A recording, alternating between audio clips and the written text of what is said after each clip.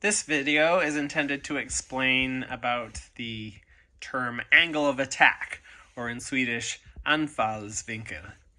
So it's simply the angle between the wind and the line from the luft to the leach of the sail, which you can call the chord. So on these sails from the video on draft, the chord is this dotted line. But you actually don't need draft to create lift. You can have just a plank of whatever, cardboard or sheet metal into the wind or into the water. Old boats used to just have a sheet of straight metal, and the angle of attack, the angle between the water or the air and the foil, is what creates some of the lift. So here we have 0 degrees angle of attack, so the wind or water would just continue parallel to the foil, and there would be a little bit of skin friction drag here, but otherwise nothing happens. Then I actually intended to draw a smaller angle here, but I think this is probably about 20 degrees here. And let's say that at this magic wind speed, this works quite well. So it bends the wind, and the wind doesn't separate, or doesn't separate maybe until the very end of the foil there. So because it bends the wind, it creates lift. And then there's also going to be drag. And then at some point, if you turn the foil too much, I honestly think this one would probably stall most of the time, but this one will definitely stall or lose flow. So then this part is creating some lift, and this is creating a lot of drag, and there's a good chance this whole thing will go turbulent.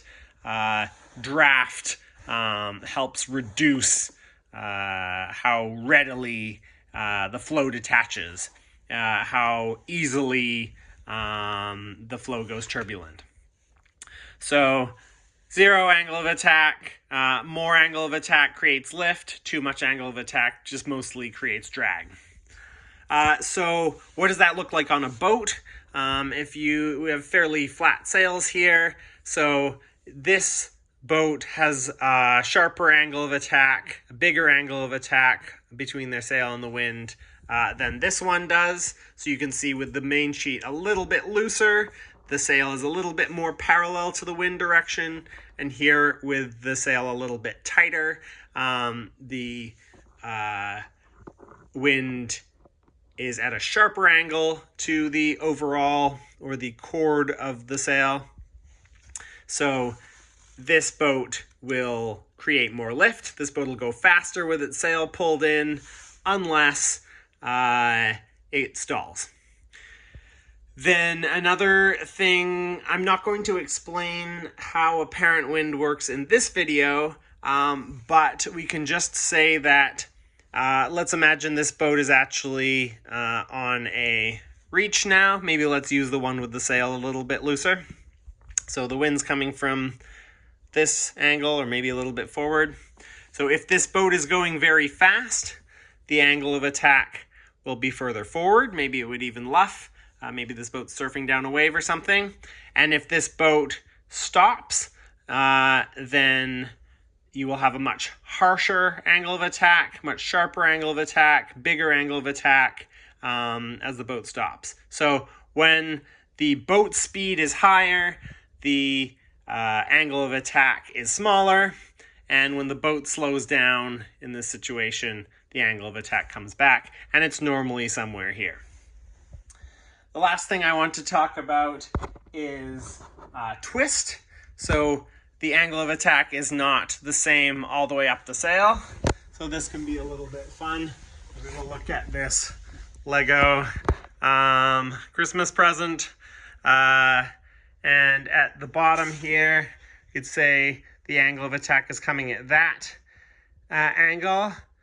And then at the top of the sail here, we're no longer looking at the sail. It's more at this angle. So we have a sharper angle of attack at the bottom of the sail and a smaller angle of attack at the top of the sail.